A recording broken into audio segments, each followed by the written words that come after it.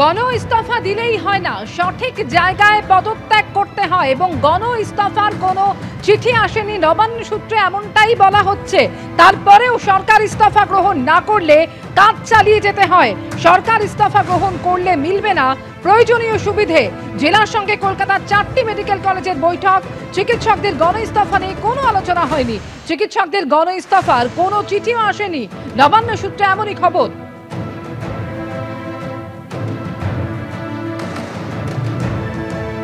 সন্দীপ সরকার সরাসরি কথা বলবো, আমাদের প্রতিনিধি রয়েছেন এই মুহূর্তে আমাদের সঙ্গে। সন্দীপ, ইতিমধ্যে আমরা দেখলাম যে দুটি মিছিল হয় আজকে, একটি এসএসকেএম থেকে, অন্যটি কলকাতা মেডিকেল থেকে, এবং তারপরে সেই মিছিলকে শেষ হয় ধর্মতলায়, যেখানে চিকিৎসকেরা অনশনে বসেছেন।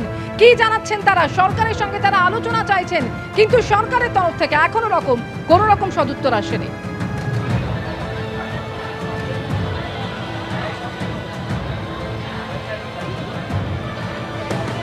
একেবারেই তাই। আজকে জুনিয়র ডাক্তারদের তরফে আরজিকর মেডিকেল কলেজে প্রেস কনফারেন্স করা হয়। সেই প্রেস কনফারেন্সের নির্দেশটা ছিল যে তাদের অধ্যক্ষকে এই গণ ইস্তফার পর ডেকে পাঠানো হয়েছে নবান্ন, এবং সেখানে তারা একটা আশঙ্কা প্রকাশ করেছিলেন যদি সরকার কোনো রকম পদক্ষেপ করে তাহলে তারা সেই সমস্ত শিক্ষক, অধ্যাপক, চিকিৎসক যারা গণ ইস্তফা দিয়েছেন তাদের পাশে দাঁড়াবেন।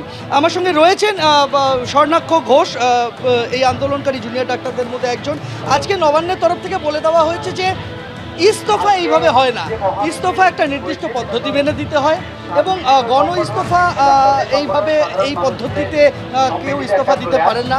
ইস্তফা জমা দেওয়ার পরে তারপরে কাজ চালিয়ে যেতে হয়। তারপর সরকার বিবেচনা করে, সেটা সরকারের ভবিষ্যতে সরকারি সুবিধা পাওয়া যাবে না ইস্তফা দিলে, এবং সরকার যদি চায় তাহলেই ইস্তফাপত্র সরকার গ্রহণ করতে পারে।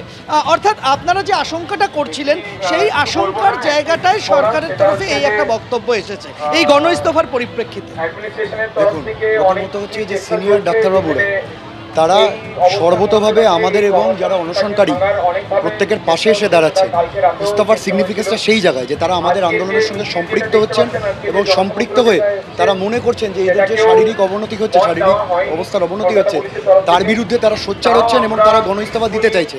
এই অবস্থায় যদি চাপ দিয়ে টুটি টিপে তাদেরকে কাজ করানো হয় সেটা করাতে পারে, কিন্তু তারা মানসিকভাবে তা আমাদের সঙ্গে আছে। আমরা দেখেছি এক্ষেত্রে সন্দীপ ঘোষ মহাশয় যখন ইস্তফা দিয়েছিলেন তখনও সেটা অ্যাকসেপ্ট করা হয়নি। আজকে এইখানে গণ ইস্তফা, এখানেও বলছেন অ্যাকসেপ্ট করবেন না। এখন এই দুটোর মধ্যে একটা মৌলিক পার্থক্য আছে। সন্দীপ ঘোষ বাবু উনি ইস্তফা দেওয়ার নাটক করেছিলেন, এই স্যাররা কিন্তু নাটক করছেন না, এনারা আমাদের সঙ্গে আসছেন এবং সর্বতভাবে ইস্তফা দিতে চাইছেন। সেই অবস্থায় সন্দীপ ঘোষ বাবুটা অ্যাকসেপ্ট করা হয়নি, ওনাকে আরেকটা প্রিন্সিপাল বানানো হয়েছিল। এনাদেরকে বলছেন যে সরকারি সুবিধা বন্ধ হয়ে যেতে পারে, মানে প্রচ্ছন্ন বা প্রত্যক্ষ একটা হুমকির কথা বলা হচ্ছে।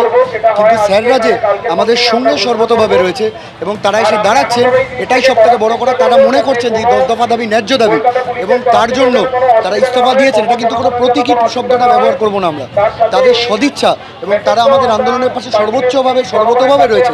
সরকারের কাছে এই মেসেজটা দেওয়া প্রয়োজন।